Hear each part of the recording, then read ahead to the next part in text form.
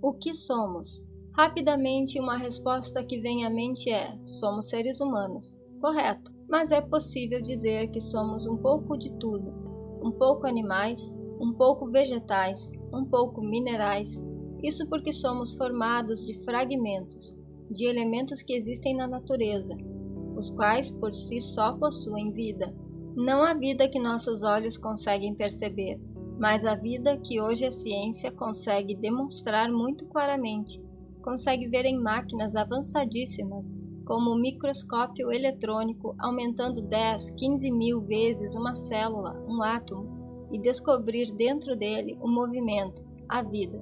Quem é o responsável por esta vida? Quem juntou a estes átomos os elétrons, prótons e nêutrons que giram em torno de um núcleo e num espaço ínfimo, sem interferir um no outro?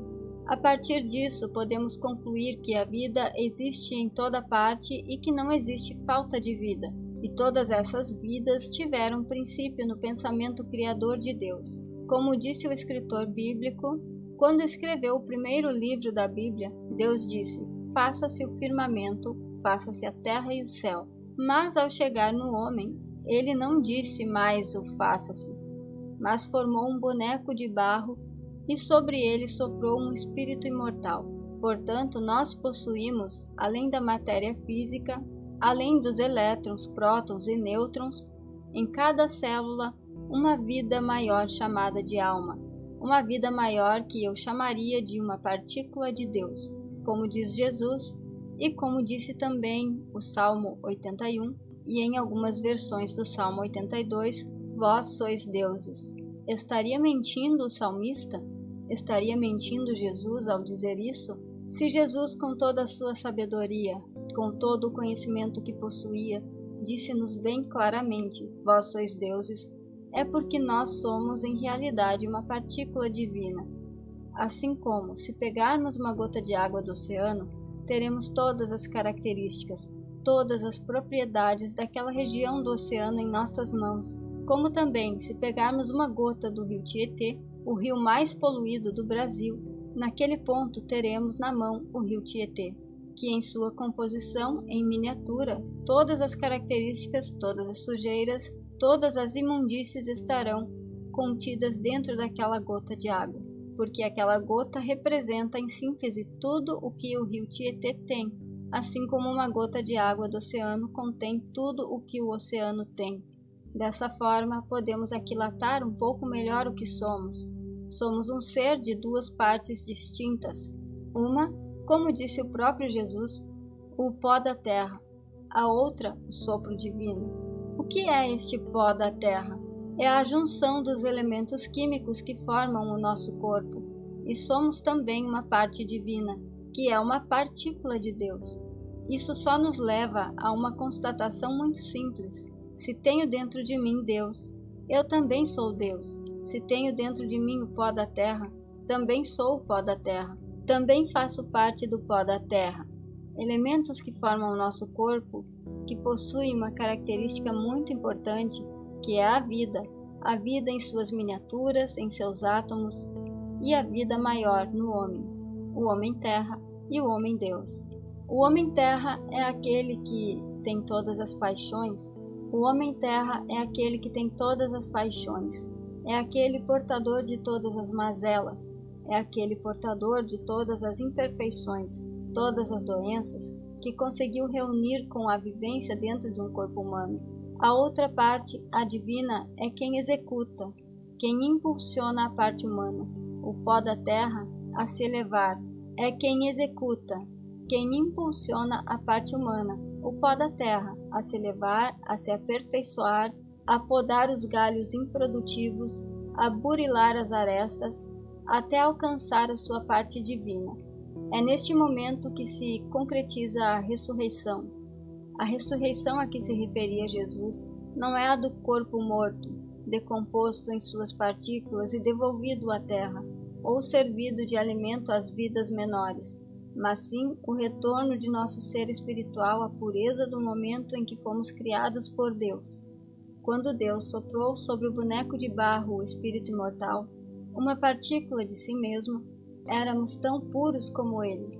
Prova disso é que Adão e Eva viviam no jardim do Éden. Foram expulsos de lá porque deixaram a sua parte humana falar mais alto do que a sua parte divina.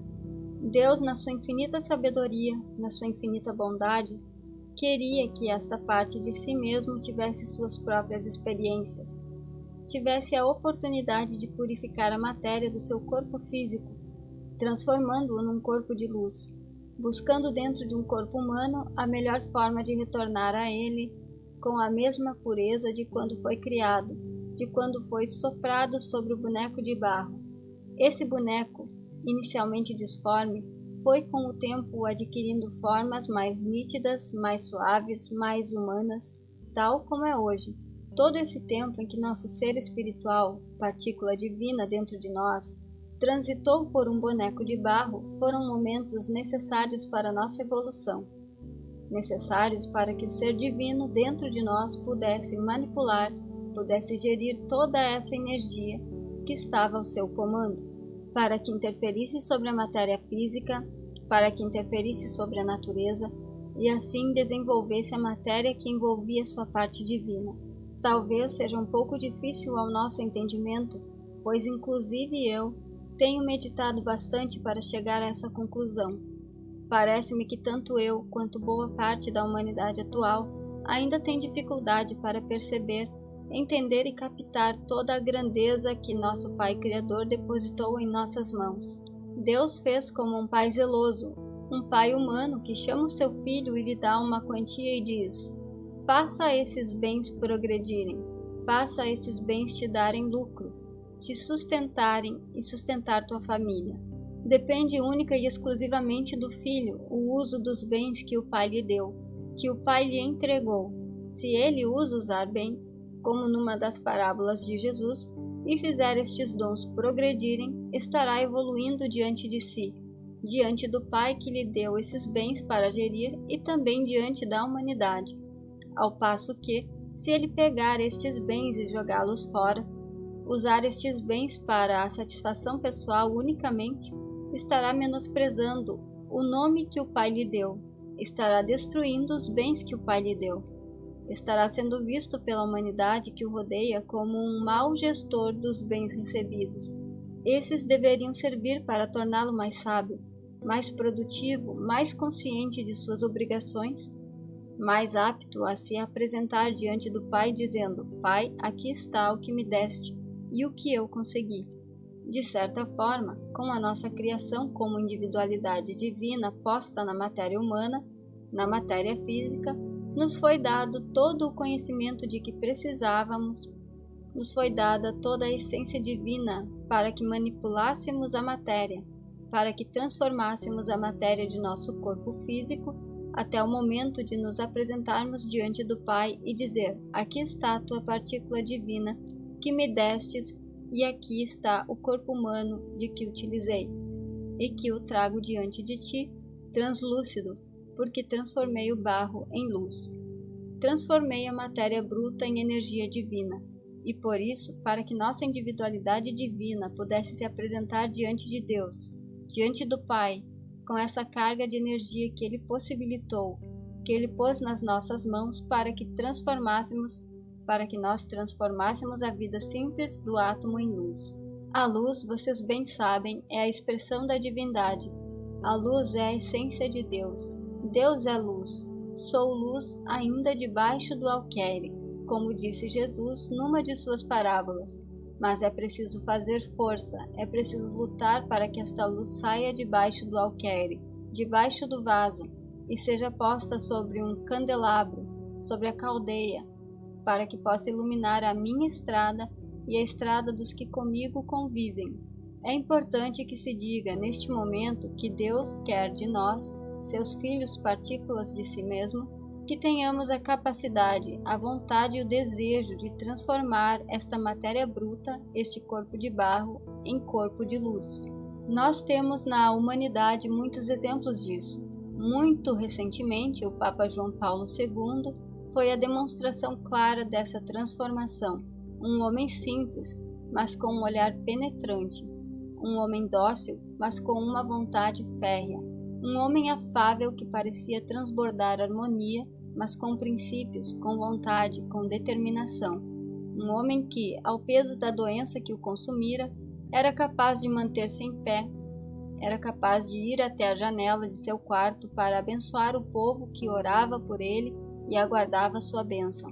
Não falo aqui da religião. Não quero aqui falar de princípios religiosos. Quero apenas expressar uma constatação feita por toda a humanidade que acompanhou a transformação de um boneco de barro em pura energia, em pura luz. É assim que Deus nos quer. Temos muitos exemplos como esse na humanidade atual e na humanidade de mais tempo. Pessoas que transitaram sobre este planeta, muitas vezes arrastando um corpo disforme, muitas vezes carregando um corpo doente, mas um corpo em que se percebe, ao menos pelos mais sensíveis, a luz que brilha de dentro para fora. É isto que Deus quer de cada um de nós, que sejamos capazes de transformar o pó da terra em energia pura, em luz. E no momento em que tivermos conseguido transformar o pó da terra em luz, estaremos ressuscitando para Deus. Nesse momento, completa-se a ressurreição, aquela tal como ensinou Jesus, e que os homens não tiveram e ainda não têm a capacidade de entender ou não o querem.